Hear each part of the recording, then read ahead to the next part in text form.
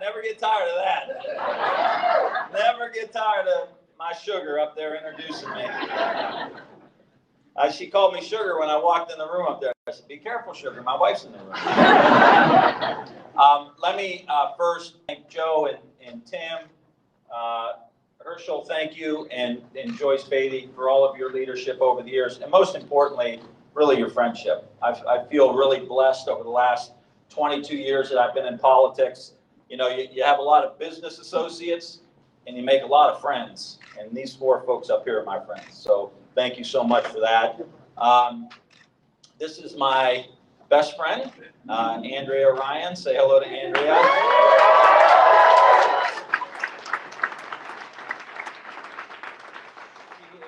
Phenomenal mom, a phenomenal teacher. She's been a elementary school teacher for 20 years, and she loves her kids, and she loves to make a difference in their lives. And I periodically get a one-on-one town hall meeting about education policy in our household. Could allegedly include some wine or maybe a margarita, but I get the unvarnished skinny on what's happening in our classrooms every day. So I think for teachers across this state who are worried about politicians not understanding what they're going through, I will tell you that I sleep with a teacher every night. I know exactly what you're going through. And this is our oldest son, Mason, and his girlfriend,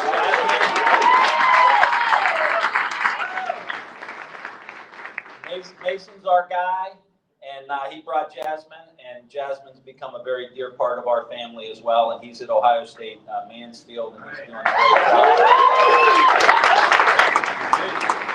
We'll pick up that Buckeye vote one way or the other, right, Mason? And this is our little guy, Brady, who you may remember from the announcement video, who is...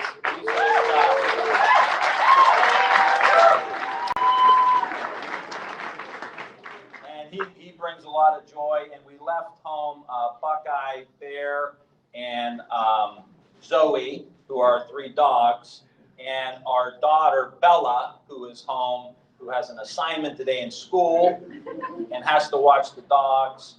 And I know that that's why she's the valedictorian of her class, because she stayed home to do her homework. Me and Mason would have been like, we're going to Columbus to have a party, right? Bella stayed home. So I want to say thank you. Also, thank you for hosting us here. Give a big round of applause to the firefighters here.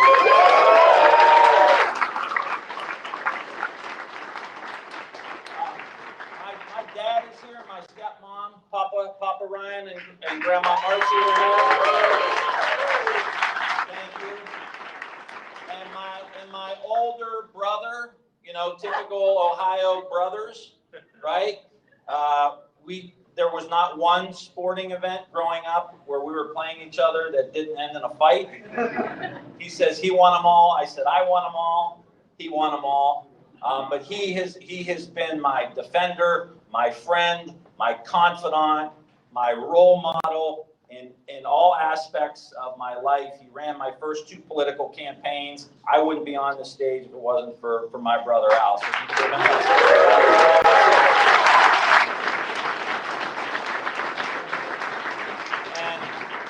and my mom is home watching all this. Hopefully, if not, she was crying a little bit earlier.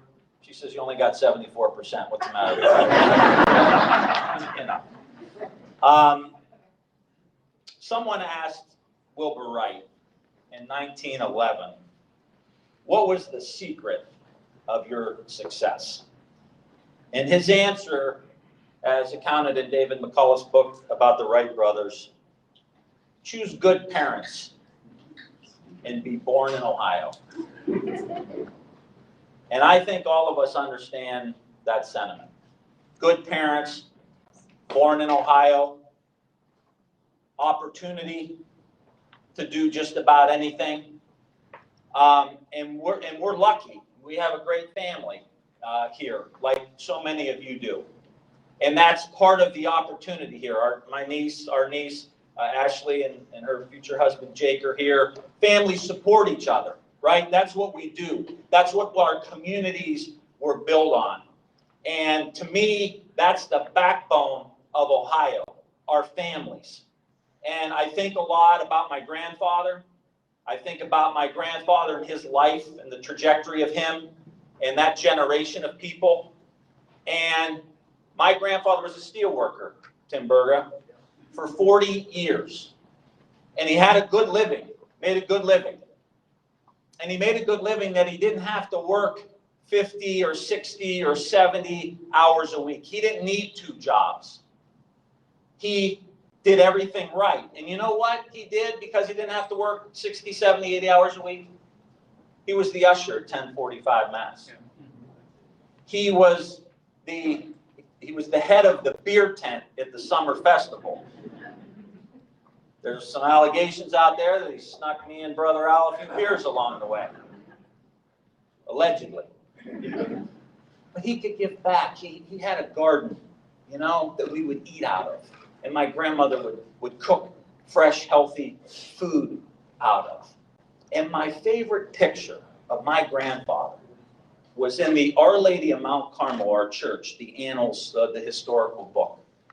And I was looking through it one day years ago, and I saw this picture of him. They were Italian, and he was a much younger man than I remembered him. And he had that hat on, you know, the hat that the immigrants used to wear. My grandmother called it a coupeline. He had this hat on, you know. He was standing in front of a half-built brick wall.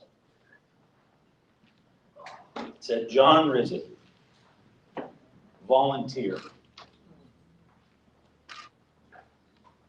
He was building the elementary school that we went to, my brother and I.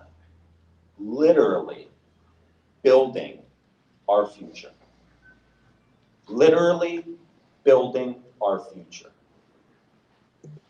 That's what this campaign is about. I'm just doing a little bit different version of that. We're trying to build a future for our kids. And it doesn't come from us hating each other. It doesn't come from us looking at each other and seeing a Democrat or seeing a Republican. It comes by us looking at each other and seeing Americans, fellow Americans, that are charged with the responsibility and charged with shepherding this democracy, generation to generation to generation. That's our job as citizens. Like my grandfather participated in the fabric. That's why the great American middle class is the source. It's the source of American power. Having people that can go out and create and build, that's what we do. You know, I think about Ohio a lot, especially traveling. We've been to all 88 counties, right? All 88 counties. 97% of our donations are under $100. This is about the people. This campaign is about the people. And when I travel around Ohio, I think about Ohio. And I think about every time that the President of the United States, at one point in our country's history, challenged us. When President Lincoln challenged us to hold the Union together, who stepped up? Generals from Ohio who became presidents. When FDR said, we have to build the arsenal of democracy. We need our young men to go out and serve, and we need our women and our moms to come into the factories. Who stepped up? It was Ohio. Ohioans. We did. When President Kennedy said, we got to go to the moon in this decade, a challenge that was outrageous. It was outrageous. Who stepped up? Ohioans. Who were the astronauts? Ohioans. Who built the rockets and the component parts? Ohio. We did. We did. And right now, we're coming out of the pandemic. We're coming out of the great economic collapse. There's a war.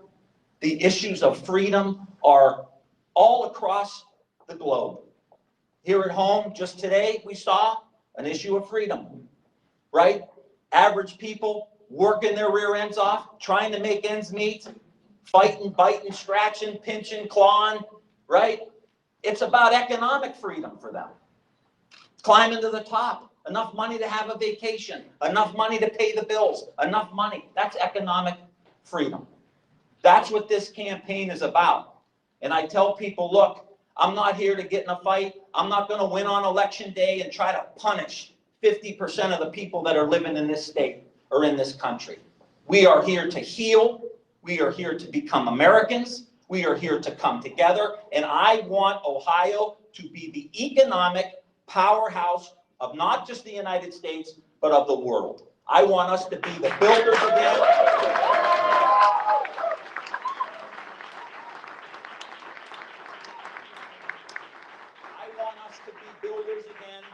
I want us to dominate the electric car industry. I want us to dominate the battery industry. I want us to dominate the electric truck industry. I want us to dominate the chip industry, glass industry, energy in Southeast Ohio, aerospace in Southwest Ohio. I want us to be the manufacturing powerhouse of the world. I want us to help this country leapfrog China, leapfrog these other countries and all these industries. We can do it by coming together. By coming together. I am certain, I am absolutely in my bones certain that we can do this if we come together. And it's not about finding our differences. It's not about hate. And I'm 6'4", an old football player. I'm telling you, we have to care about each other. We have to love each other. We have to care about each other. We have to see the best in each other. We have to forgive each other. We have to show some grace. And we have to put workers front and center in the economy in the United States of America, not the hedge funds.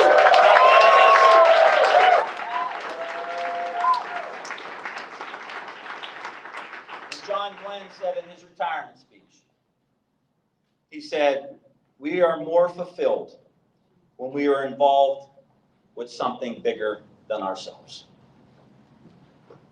Pope Francis said the same thing. I'll never forget hearing him in Washington, D.C. He said, if you want happiness, give your life away. Give your life away. That's this campaign. We are going to build a home for Ohioans, whether they're Democrats, whether they're Republicans, whether they're independents. Everyone is welcome in this campaign. And you tell your friends and you tell your family, come here, Tim. He's not talking about a food fight in Washington, D.C. He's talking about getting stuff done. I almost said. Not that he hasn't heard that in a strategically placed curse word at the Ryan household. But that's what this is about. And I'm asking you all to join us. Joyce said timforohio.com. I want you to be a part. I want you to bring Republicans to our events. I want you to bring independents to our events because this is a special movement happening here in Ohio. We hear it all over. I'm going to tell you one quick story. We're down in Marietta, two-time Trump voter, right? Steve, my guy here, who's my, where's Steve at? Steve's a firefighter who drives me. Give Steve a round of applause.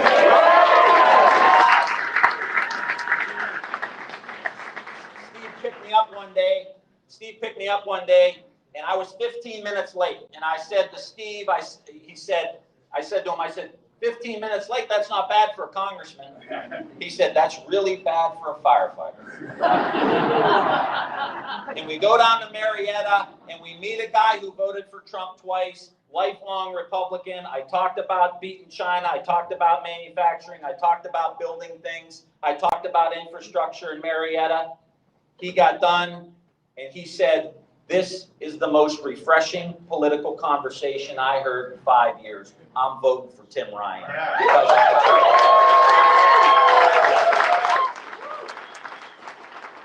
So let me just say, the work is just beginning.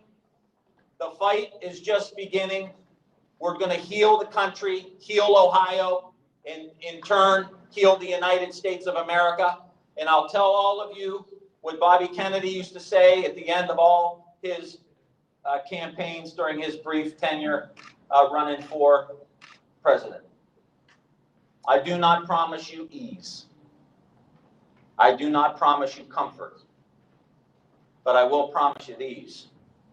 I'll promise you weariness, I'll promise you hardship, and I'll promise you sacrifice. And with these, I will promise you victory.